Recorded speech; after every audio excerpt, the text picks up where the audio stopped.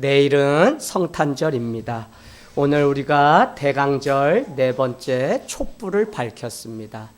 이제 네 자루의 촛불이 화해와 만남의 촛불이 밝혀지게 되면 그 다음날 우리는 성탄절을 맞이하게 됩니다. 올해는 특별히 대강절을 맞이하면서 마음에 더 간절한 소망이 하늘 땅 교회에도 있고 우리 각자에게도 있는 것 같아요. 제가 성도 한 분 한 분을 생각하면서 기도하면서 마음에 와 닿는 게 무엇이냐면 우리 성도님들 가정에 주님이 오셔서 이 문제와 질고와 아픔에서 넘겨주었으면 좋겠다 하는 사람들이 모인 아둘람 동굴과 같은 공동체가 하늘 땅 교회구나 하는 생각이 들었습니다. 어떤 사람은 아프고요. 어떤 사람은 돈을 다 잃어버리고 어떤 사람은 관계가 틀어지고 또 어떤 사람은 괴로움을 일평생 가지고 또 어떤 분은 새로운 곳으로 삶의 장막을 옮기는 일들이 올해 우리 안에 너무 많이 있었다는 것입니다. 눈물로 인생을 살아가는 많은 사람들에게 간절히 기다리는 자를 만나주시는 그 주님이 드디어 우리 가운데 찾아오셨습니다. 그럼에도 불구하고 오늘 우리가 이 말씀을 이해할 때 예수님의 오심을 싫어하는 자들도 있었다는 것입니다. 그 중에 대표적인 사람이 헤롯과 같은 사람입니다. 그는 예수님이 오시는 것을 동방박사들에게 들었지만 싫어했어요.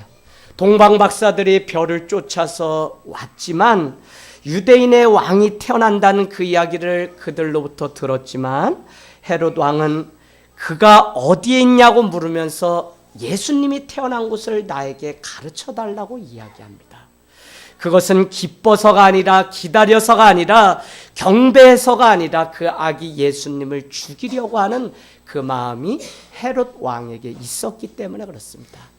여러분, 실제로 헤롯 왕은 베들레헴에 태어나는 모든 아이들을 다 죽이라는 명령을 내렸던 것을 우리는 사복음서를 통해서 볼 수 있습니다.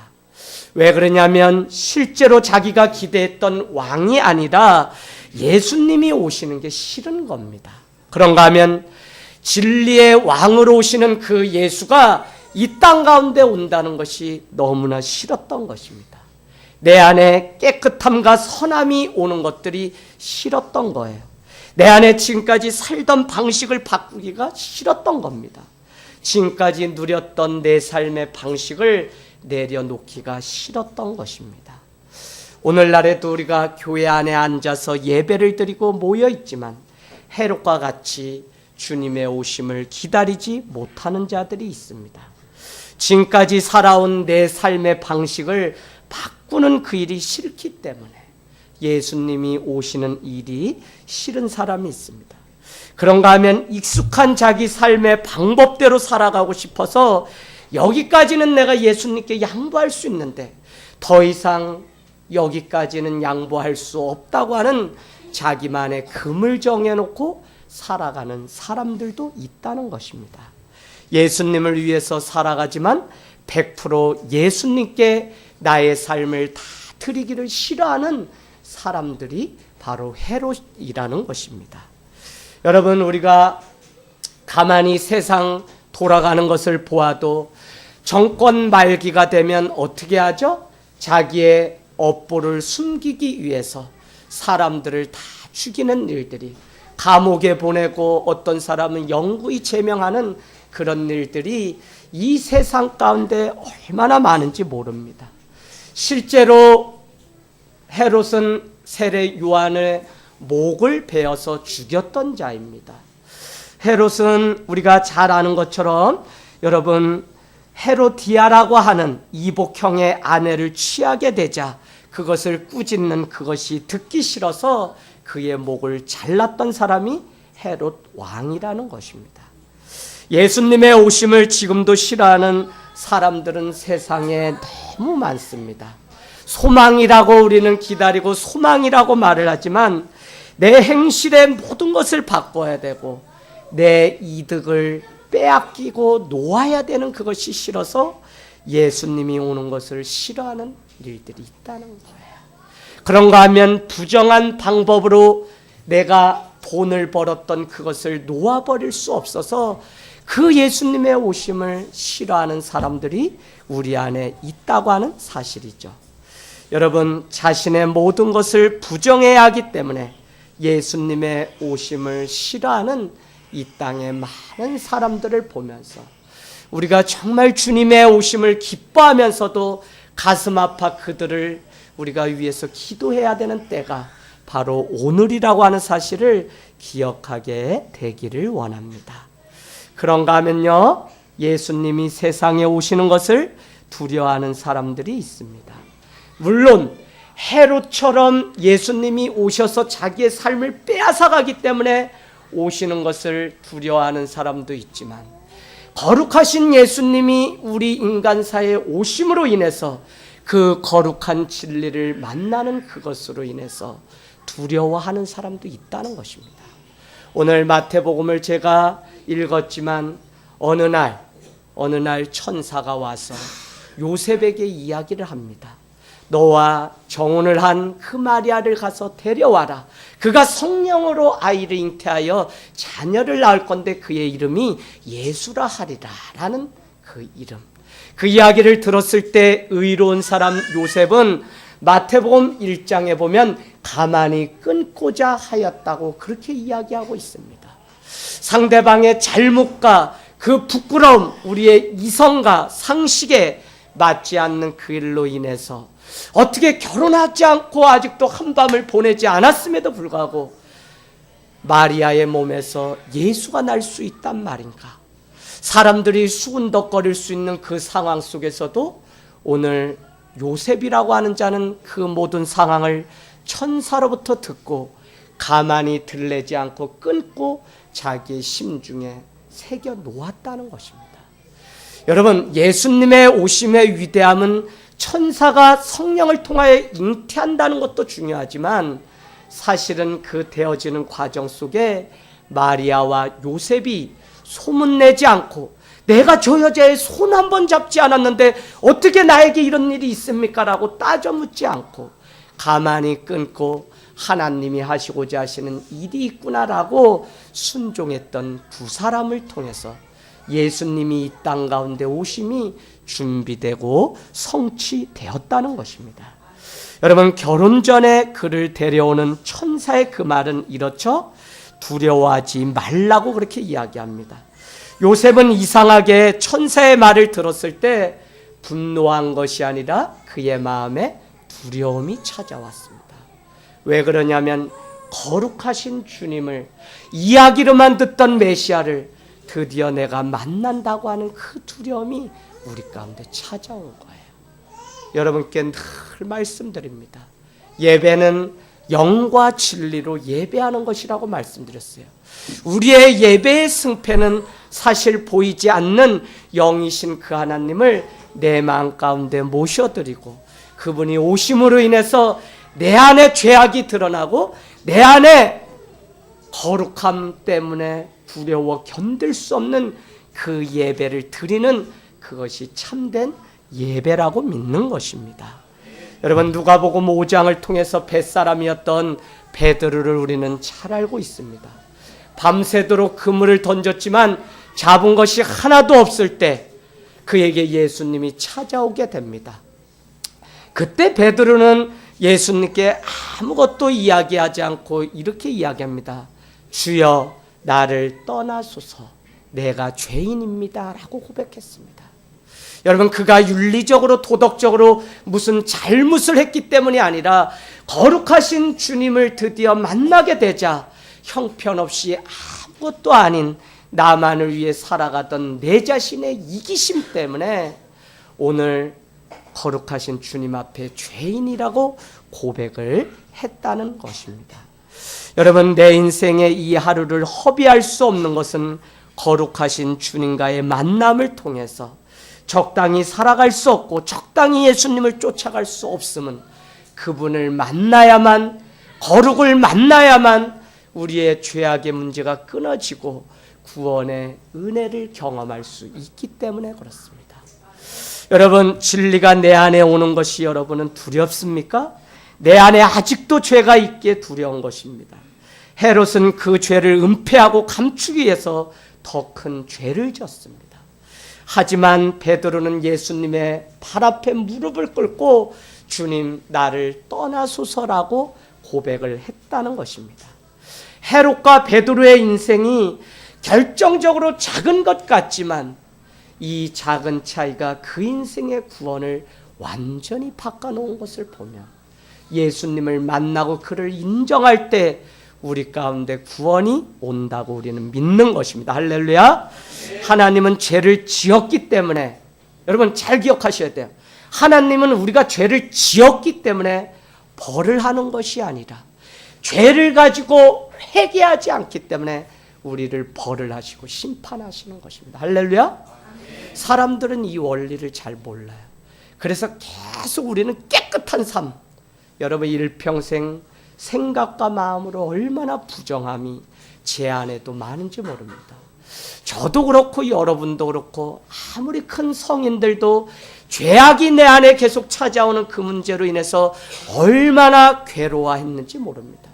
심지어는 38개의 계단을 무릎으로 오르던 마틴 루터는 스칼라 계단에서 내가 이렇게 학생들에게 예수를 가르치고 복음을 가르치지만 내 자신도 구원받을 수 있다는 확신이 없게 되자 무릎으로 그는 날마다 그 성당의 계단을 오르다가 그의 마음 가운데 로마서 1장 17절 오직 의인은 믿음으로만 말미암아 살리라고 하는 그 말씀 때문에 그가 다시 주님 앞에 자유함을 얻고 종교개혁이라는 것을 일으키게 되었다는 것입니다.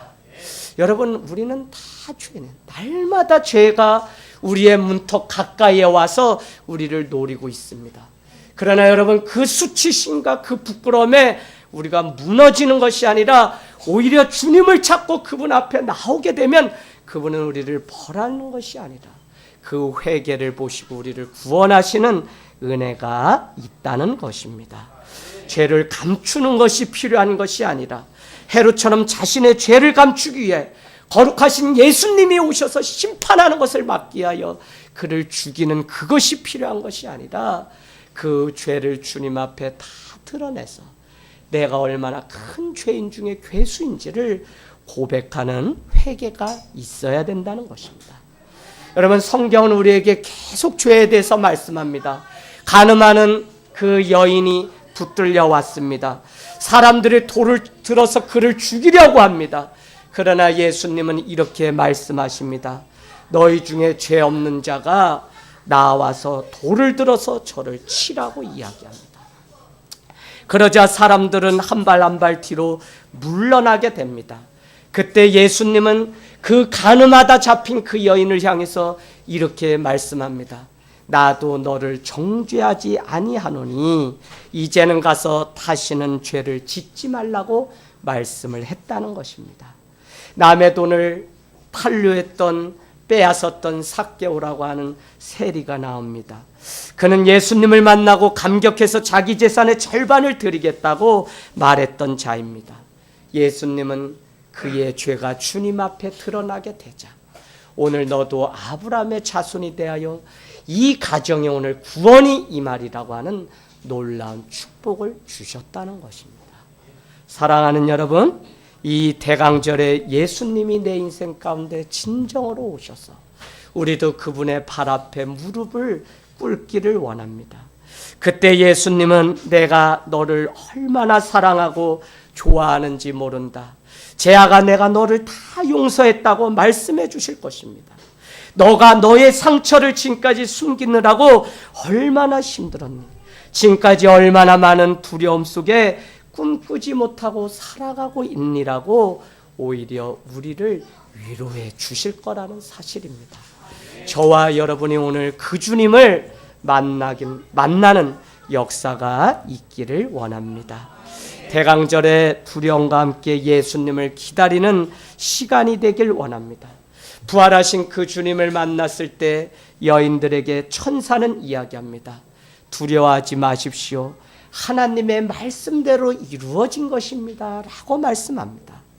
구약에 바벨론과 아수르의 포로로 잡혀가던 하나님의 선민 이스라엘 백성들은 포로로 400년의 긴 침묵 가운데 그들은 고통을 받고 마치 우리가 일제의 핍박을 받으며 눈물로 살아갔던 것처럼 400년의 침묵의 시간이 있었다는 것입니다.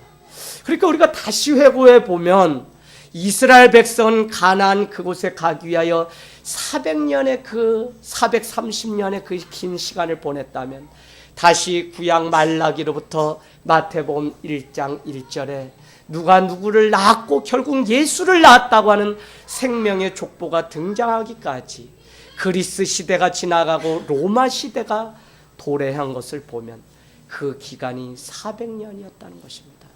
그들은 하나님이 분명히 구약에서 우리에게 기다리는 자에게 구원하시는 메시아가 오신다고 했는데 그분이 언제 와서 이 하나님의 선민, 아니 이렇게 살아가는 나의 인생을 한번 좀 행복하게 만들어줄 수 있을까?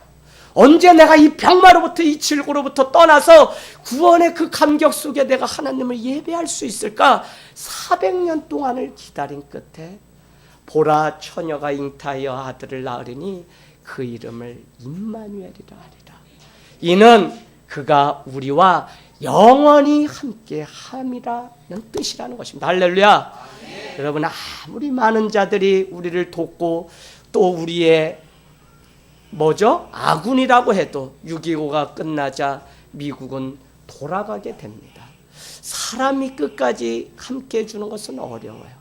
그러나 예수님은 임마누엘의 그 주님은 우리에게 오셔서 내가 세상 끝날까지 너희와 함께 하신다고 약속해 주셨기 때문에 그분의 오심을 우리가 간절히 기다려서 그분을 만나기만 하면 이제는 그분 안에서 사귐과 누림을 통해 날마다 자유함을 누리는 은혜가 있다는 것입니다. 여러분, 오늘 또 예수님의 오심을 기다리는 또 한 부류의 사람들이 나옵니다.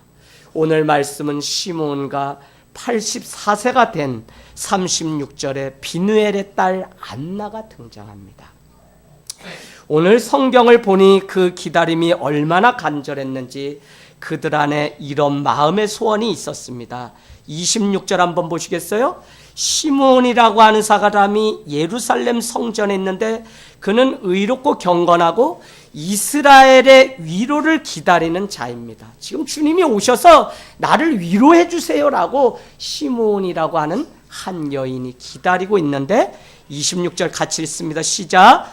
그가 주의 그리스도를 보기 전에는 죽지 아니하리라는 성령의 지시를 받았습니다. 아멘.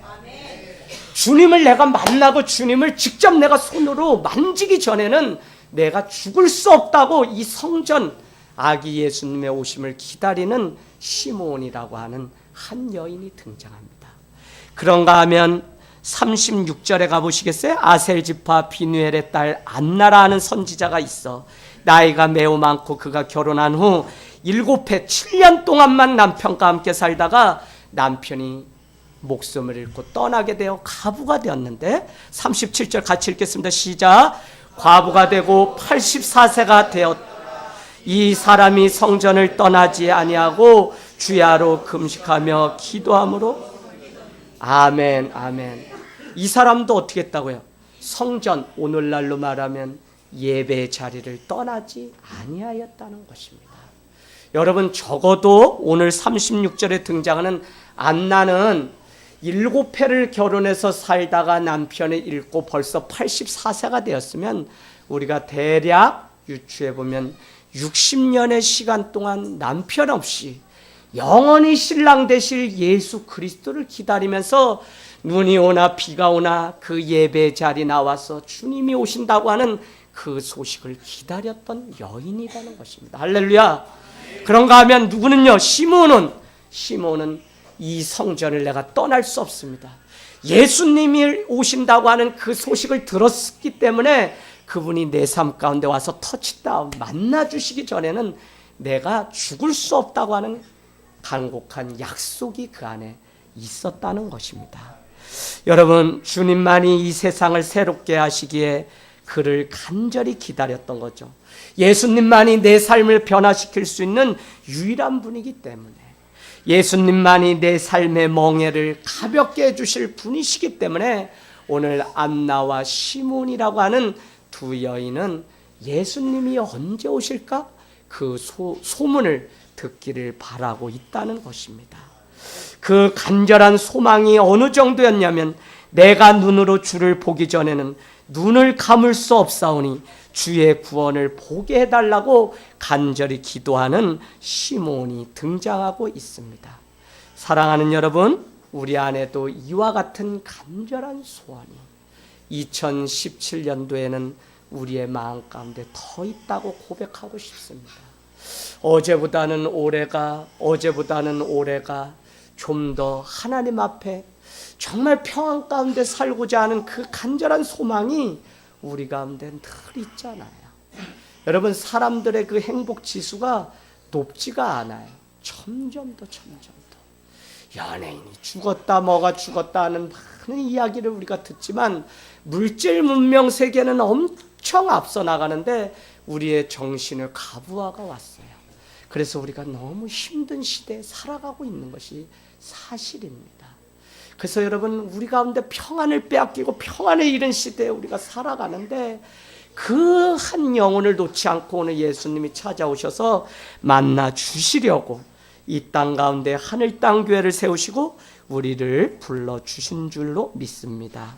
예수가 내 삶에 오시기만 하면 내가 세상의 것으로 만족할 수 없다고 오늘 간절히 고백하는 이 안나의 그 간절한 소원이 주님을 만나기 전에는 성전을 떠날 수 없습니다라고 하는 간절한 소원이 그 안에 있었다는 것입니다. 우리도 오늘 안나와 시몬과 같이 고백하는 은혜가 있기를 원합니다. 예수님이 내 삶에 찾아오시면 어둠이 빛으로 바뀔 것이고 예수님이 이 땅 가운데 찾아오시면 평안의 세계로 바뀔 것이고 오늘 시몬이 고백한 것처럼 주여 이제는 나를 평안히 놓아주십시오라고 하는 그 고백이 우리에게 있기를 원합니다. 우리 29절 볼까요? 이제는 시몬이 28절에 시몬이 아기를 안고 하나님을 찬송하여 이르되 누구예요? 예수님을 안고 찬송하는 찬송의 노래가 나오는데 기도겠죠? 29절 우리 같이 읽겠습니다. 시작.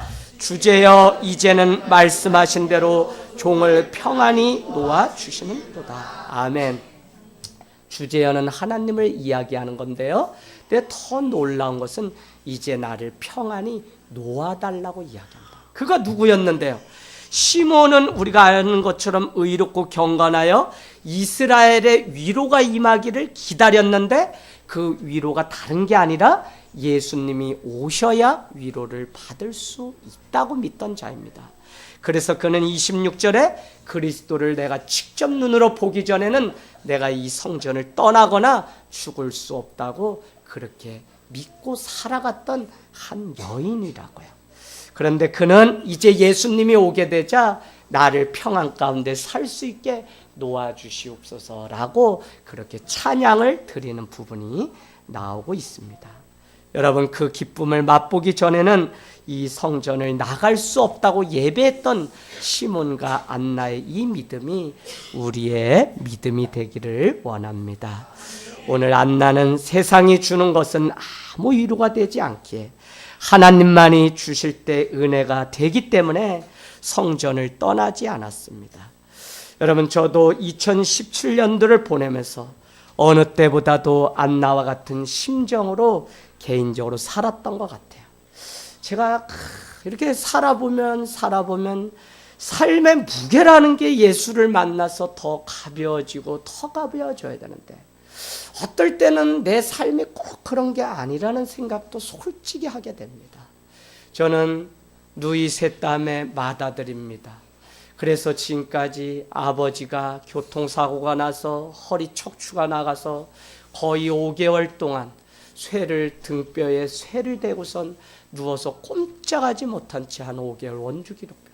그럼 서울에서 퇴근하면 일주일에 이틀을 원주 그 병원에서 자고 새벽 4시에 출발해서 서울로 또 교회로 출근하는 삶을, 그 중간중간에 어머니 아버지 큰 누나 유방암까지 해서 많은 시간들 장남으로서 그 많은 과정을 다 넘겼는데 올해 우리 아우를 직접 보는 것이 뭐 일이 힘들거나 뭐 심적으로 막 그런 것보다 삶의 무게라는 게 더 가벼워지는 게 아니라 어쩌면 살아가면 살아갈수록 더 많은 짐을 져야 했던 때가 올해 2017년도 같아요. 그러다 문득 간호하다 어떤 위기의 상황들이 찾아오면 의사가 보호자를 부릅니다. 보호자를 불러서 이렇게 얘기합니다. 이제 결정하시고 사인을 하십시오. 제가 이거 20살 때도 이미 했는데 제가 얼마나 유약한 사람이냐면 아버님 허리 수술하는데 뭐 이래다가 잘못돼서 죽을 수 있습니다. 이야기를 하고 결정하십시오. 할 건지 안 할 건지. 그리고 사인을 하라는데 이 어린 나이에 당신이 보호자입니다. 사인하세요. 이게 얼마나 저한테. 그래서 보호자라는 말을 사실은 싫어해요. 보호자란 말. 그래서 제가 이렇게 하나님께 따져 물었다니까요. 하나님, 당신이 보호자잖아요. 저는 아니잖아요. 왜 저한테 보호자 사인을 하라고 자꾸 하세요? 저 괴로워 죽겠다고요. 무슨 결정을 제가 해요? 이렇게 따져 물었던 적도 사실은 많이 있었습니다. 여러분, 제가 이 수술하라는 사인 그거에 그냥 너무 이게 막 상상을 해서 이 저혈압으로 떨어져서 사인하기 전에 쓰러졌던 사람이에요. 그래서 그게 무슨 병이라고 하는데 그 뭐 저혈압 뭐라 그러더라고요. 그 있어요. 그냥 얼굴이 하얘지면서 우리 아버지 이렇게 되다가 돌아가시면 어떡하지 하고 쓰러졌어요. 지금도 모르겠어요. 유약한 사람입니다.